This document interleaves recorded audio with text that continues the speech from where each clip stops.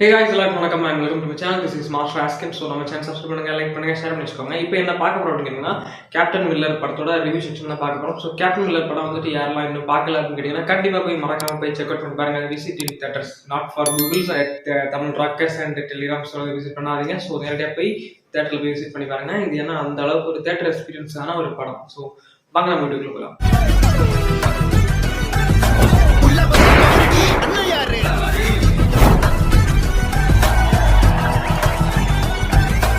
என்ன எப்படி என்ன அப்படின்னு கேட்டீங்கன்னா இந்த படம் வந்துட்டு உண்மையிலே கண்டிப்பா தனுஷ் ஃபேன்ஸ்க்கு வந்துட்டு ஒரு மிகப்பெரிய ஒரு பிளாஸ்டாக இருக்காரு இந்த படத்துல. அண்ட் இந்த படம் வந்துட்டு எந்த மாதிரி இருக்கு அப்படின்னு கேட்டீங்கன்னா ஃபுல்லா ஆக்ஷன் பிளாக்கர் தான். இதுதான் இன்னதுதான் இப்படிதான் அப்படின்னு வந்துட்டு நம்ம வந்துட்டு ஒரு ஒன்று கிரியேட் பண்ணி வச்சிருப்போம் நம்ம மைண்ட்ல. ஏன்னா பிரிட்டிஷ் பழங்குடி மக்கள், தமிழர்கள், இந்தியர்கள் அப்படின்னு வந்து ஒன்று யோசிச்சு வச்சிருப்போம். பட் ஆனா அது வந்துட்டு இதுல இருக்காது. காரணம் என்ன அப்படின்னு கேட்டீங்கன்னா அது நீங்க படத்தை பார்க்கும்போது வந்துட்டு இதை இந்த மாதிரியும் சொல்லலாமா அப்படி வந்துட்டு சொல்ல வச்சிருக்காங்க. இந்த படத்துல அருண்மாதேஸ்வரன் வந்துட்டு காடு மலை எல்லாம் ஏறி வந்துட்டு ரொம்ப கஷ்டப்பட்டு இந்த படத்தை எடுத்துருக்கிறோம். பாதி வழியில இந்த விடுதலை படத்துக்கு வந்துட்டு எல்லாருமே பண்ண மாதிரிதான். பாதி வழியில போய் ட்ரக்கு பைக் எதுவுமே போகாது. ஸோ ஆனா அங்க வந்துட்டு எல்லாம் போயிட்டு அங்க போய் எல்லாம் பண்ணி எல்லாம் பயங்கரமா உழைச்சிருக்கோம் அப்படின்னு சொல்லியிருந்தாங்க. ஸோ அந்த உழைப்பு வந்துட்டு வீண் போச்சா வீண் போகலன்னு கேட்டீங்கன்னா கண்டிப்பா வந்துட்டு 5% கூட வீண் போகல. அந்த அளவுக்கு வந்துட்டு இந்த படத்துல ஒவ்வொரு சீன்ஸும் வந்துட்டு கரெக்டா இருக்குது, ஃப்ளூயண்டா போகுது. ஒவ்வொரு இதுலயும் லேக் அடிக்காம ஃப்ளூவெண்டா போனதுனாலே வந்துட்டு அது நமக்கு பார்க்கும்போது நல்லா இருக்கு அப்படின்னு தோணுது. ஓகே, இந்த படத்துல வந்துட்டு பிரியங்கா மோகனன் அண்ட் வந்து நம்ம தனுஷ் அண்ட் இன்னும் எக்ஸ்ட்ரா நடிகார சிவராஜ்குமார் சார், ஸோ இவங்க எல்லாம் இருக்காங்க. அவங்களுக்கான ஸ்கிரீன் பிரசன்ஸ் எல்லாம் எப்படி இருக்கு அப்படின்னு கேட்டீங்கன்னா தனுஷோட ஸ்கிரீன் பிரசன்ஸ் பொறுத்த வரைக்கும் வந்துட்டு ஒரு பிளாஸ்டிங்கா கொடுத்துருக்காங்க. ரொம்ப ஒரு பயங்கரமான ஒரு பிளாஸ்ட். அவரோட அந்த லைஃப் சர்வீஸ் வந்து 3 போட்டோ வந்துருச்சுல, சின்ன வயசு போட்டோ, கொஞ்சம் மிடில் ஏஜ் போட்டோ, அதுக்கப்புறம் ஒரு மிடில் ஏஜ் போட்டோ. ஸோ இந்த 3 விதமான போட்டோஸ் வாண்டட்ஸ் 10,000 ரூபா, தலைக்கு 10,000 ரூபா அப்படின்னு கொடுத்துருந்தாங்க. அதை பார்த்த வரைக்கும் அதை பொறுத்த வரைக்கும் வந்துட்டு அவரோட அந்த இது வந்துட்டு பயங்கரமா இருக்கு. சரி, ஓகே, இந்த இடத்துல வந்துட்டு என்ன அப்படின்னு கேட்டீங்கன்னா நம்ம பிரியங்கா மோகன் இருக்காங்கல்ல, ஸோ அவங்க வந்துட்டு ஒரு பயங்கரமான ஒரு ஆடை அலங்காரம் எல்லாம் பண்ணிட்டு அந்த இடத்துல இருந்தாங்க. ஒரு என்ன சொல்றது, இப்போ வந்து பிரிட்டிஷ்க்கு கீழே வந்துட்டு அவங்க இருப்பாங்க. ஸோ அந்த மாதிரி வந்துட்டு இருந்தாங்க ட்ரெய்லர்ல பார்க்கும்போது. பட் ஆனா இதுல வந்துட்டு அவங்க அப்படிதான் இருக்காங்க. பட் ஆனா அதுக்கப்புறம் ஒருத்தங்கள ட்ரெய்லர்லேயே கொலை பண்ற மாதிரி காமிப்பாங்கல்ல, ஸோ அதுக்கு என்ன காரணம் அப்படிங்கிறதையும் படத்துல சொல்லியிருக்காங்க. அண்ட் இன்னொரு விதம் வந்துட்டு பிக் பாஸ் பூர்ணிமா வந்துட்டு இந்த படத்துக்கு இருக்காங்களா இல்லையான்னு எனக்கு தெரியல. அது அவங்க தானா இல்லை அது வேறையா எனக்கு ஒண்ணுமே புரிய மாட்டேங்குது. பார்க்க அவங்கள மாதிரி இருக்காங்க, தெரியல. இன்னொன்று என்னன்னு கேட்டீங்கன்னா நிறைய விஷயம் நிறைய விஷயம் வந்துட்டு ஓவரால் நான் வந்துட்டு இதை பத்தி ப்ரெடிக்ட் பண்ணியிருந்தேன். ட்ரெய்லர் பிரேக் டவுன்ல வந்துட்டு டீ கோட் பண்ணியிருந்தேன். ஸோ அதில் வந்துட்டு ப்ரெடிக்ட் பண்ணியிருந்தேன் இந்த மாதிரி அடுத்த சீக்வன்ஸ் வரலாம், இந்த மாதிரி அடுத்த சீக்வன்ஸ் வரலாம், இது நடக்கலாம், இது நடந்திருக்கலாம், இது நடக்க போகுது அப்படின்னு நான் சொல்லியிருந்தேன். ஸோ அந்த மாதிரி ஓவரால் த சீன்ஸ் வந்துட்டு அந்த படத்துல வந்துருந்துச்சு.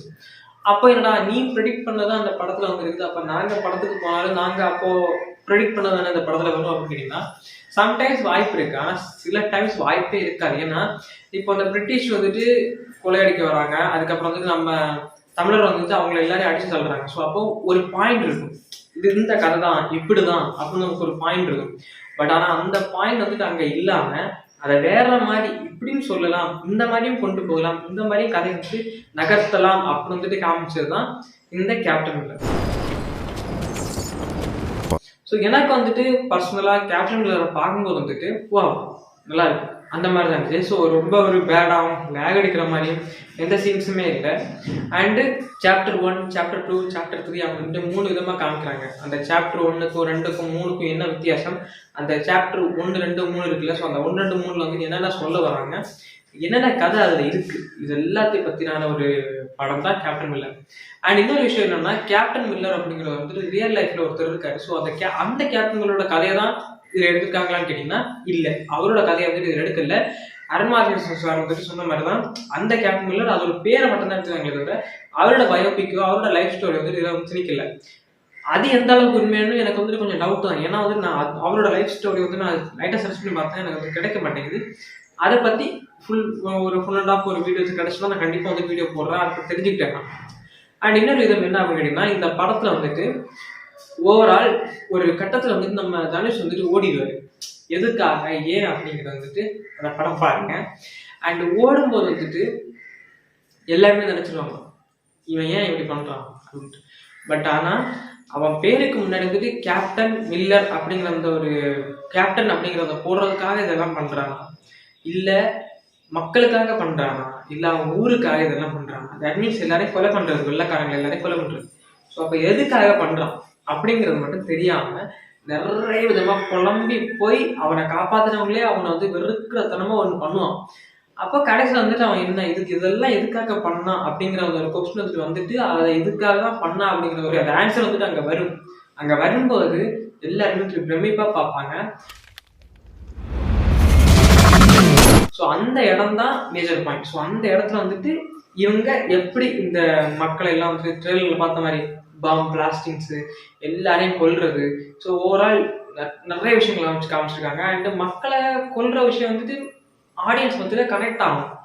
சரி இவங்களை கொல்றாங்களே பாவம் இல்லை அப்படின்னு வந்துட்டு அந்த மாதிரி சில விஷயம் தான் கனெக்ட் ஆச்சு. ரொம்ப பெரிய ஒரு நமக்கு வெள்ளைக்காரங்களை கொன்னே ஆகணும், இவங்களை ஏன்டா இப்படி பண்றாங்க அப்படின்னு நமக்கு லைட்டாக தோணுச்சதை தவிர மேஜராக தோணலை. ஏன்னா மில்லர் அப்படிங்கிற ஒருத்தர் இருக்காரு, இவரை அழிக்கவே முடியாது. எல்லாரையும் இவர் வந்துட்டு போட்டு சொல்றாரு, எல்லாரையும் இவர் வந்துட்டு கொல்றாரு.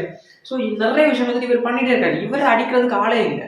அப்போ நமக்கு தோணுது சரி ஓகே அவங்க என்னதான் அடிப்பட்டாலும் என்னதான் அவங்க செத்தாலுமே வந்துட்டு மில்லர் வந்தான்னா அவங்களை எல்லாரையும் போட்டு சொல்லிடுவான், மில்லர் வந்தான்னா அவங்களை கொண்டுருவான். ஸோ அந்த மாதிரி வந்துட்டு எந்த பயமுமே இல்லாம நமக்கு பாக்குற மாதிரி இருந்துச்சு. இன்னும் லைட்டா சீட்டோட எட்ஜில் போய் பாக்குற மாதிரி கொஞ்சம் அவரையும் ட்விஸ்ட் பண்ணி, தட் மீன்ஸ் மில்லரையும் வந்துட்டு அடிச்சு துன்புறுத்தி கொஞ்சம் வருத்தி காமிச்சிருந்தாங்கன்னா இன்னும் கொஞ்சம் நல்லா இருந்திருக்கும். இது வந்துட்டு என்னன்னா மில்லர் ஒருத்தர் இருக்காரு, அவர் வந்துட்டாருன்னா இவங்க செத்துருவானுங்க. ஸோ அந்த மாதிரி ஸோ அதனால நமக்கு வந்துட்டு கொஞ்சம் பயம் இல்லாம இருந்த மாதிரி இருந்துச்சு. கொஞ்சம் நம்மளையும் வந்துட்டு பாவம் இல்லை அடிமைப்படுத்திருக்காங்களே, இவ்வளோ வெறித்தனமா அடிமைப்படுத்தி நம்மளை இவ்வளோ கொடுமைப்படுத்திருக்காங்க அப்படின்னு வந்துட்டு நமக்கு தெரிகிறத விட அங்க ஒருத்தர் இருக்காருப்பா, அவர் வந்துட்டாருன்னா இவங்க எல்லாம் போட்டு எழுதுவாருப்பா. ஸோ அந்த மாதிரிதான் நமக்கு இருந்துச்சு. அதனால அவருக்கு எந்த பயமுமே தோணாம சீட்டோட எட்ஜுக்கும் போகாம லைட்டா ஓகே பார்க்கலாம் அந்த மாதிரி இருந்த மாதிரி இருந்துச்சு. லாஸ்டா இந்த இதுல என்ன சொல்ல வராங்கன்னு கேட்டீங்கன்னா 5/4 இந்த ஒரு படத்துக்கு வந்துட்டு எவ்வளவு மார்க் கொடுக்கலாம் கேட்டீங்கன்னா 5/4 தான் கொடுக்கலாம். ஸோ ஏன் அப்படின்னா இந்த மாதிரி ஒரு விஷயம் இதை மட்டும் கொஞ்சம் கரெக்ஷன் பண்ணி மில்லரையும் வந்துட்டு கொஞ்சம் வருத்தி எடுத்து சென்டிமெண்ட்ஸ் எல்லாம் இல்லைன்னு சொல்லல, சென்டிமெண்ட்ஸ் எல்லாம் கரெக்டாக ஒர்க் அவுட் ஆகிருக்குது. பட் இருந்தாலும் இன்னும் கொஞ்சம் வச்சிருக்கலாமே அப்படிங்கிறது தான் என்னோட ஒரு தாட். ஏன்னா ஃபுல்லாக ஆக்ஷன் பார்க்க இருக்கிறதுனால கொஞ்சம் சென்டிமெண்ட்ஸோடு சேர்த்து இதை கொண்டு போயிருந்தாங்கன்னா கரெக்டாக இருந்திருக்கும் அப்படிங்கிறது.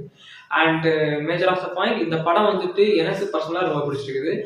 உங்களுக்கு எவ்வளோ பிடிச்சிருக்கு பிடிக்கல அப்படிங்கிறது நீங்கள் தான் படத்தை பார்த்து என்னோட கமெண்ட் செக்ஷன் சொன்னீங்கன்னா நல்லா இருக்கும். அண்ட் இன்னொரு விஷயம் என்னன்னா இதை பற்றி ஓவரால் இந்த ப்ரெடிக்ஷன்ஸ் பற்றி ட்ரெய்லர் பிரேக்ரவுண்ட்லேயே வந்துட்டு நான் நிறைய பாயிண்ட்ஸ் பேசியிருக்கிறேன். ஸோ அந்த வீடியோ வந்துட்டு பின்ட்டு டாப்லேயும் அண்ட் வீடியோட எண்டு கார்ட்லேயும் அண்ட் வந்துட்டு டிஸ்கிரிப்ஷன்லேயும் லிங்க் கொடுக்குறேன். ஸோ மறக்காம போய் செக் அவுட் பண்ணி பாருங்க.